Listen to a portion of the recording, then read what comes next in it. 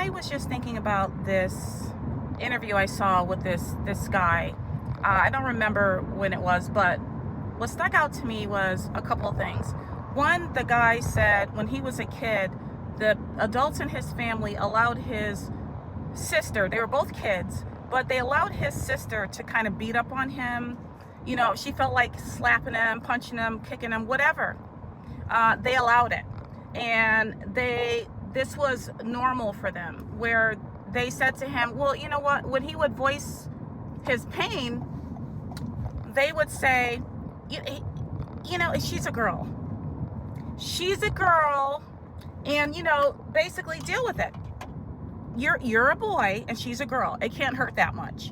He said, no, it hurt. And it landed, and she hit hard all the time. And no judgment. He was not allowed to hit back. He went to them for help. You know, the adults in a child's life are there to support, guide, love, and everything else, and to protect. They did not protect him. And so he grew up living like that. Can you imagine when your house is supposed to be your safe place, the adults allow another child in the house to beat you up, and it's normalized? So he grew up with this sense of injustice. He grew up with this sense of injustice, and this produced someone who was rather quiet, shy, not someone who would speak up for himself much, maybe a self-proclaimed people pleaser. Now, imagine this person is out there dating, and you meet this guy. The second point that was brought up for me was labels. Now, labels exist for a reason, because human behavior, you know, we see things over and over the decades or over the centuries, and we label it based on repetitive patterns of behavior of people.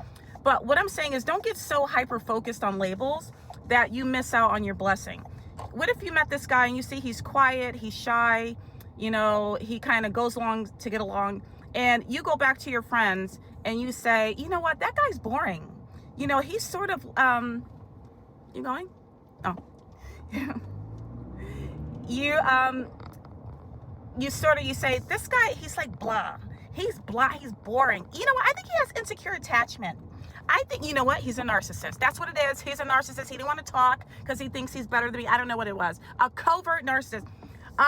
There's something wrong with him. There's something wrong with him. You know what? You don't know people's history. And this person could be, not that you're there to psychoanalyze anyone, but this person could be a wonderful husband, a wonderful father for your children, an amazing spouse for the rest of your life. Don't cancel people out. Okay? Ciao.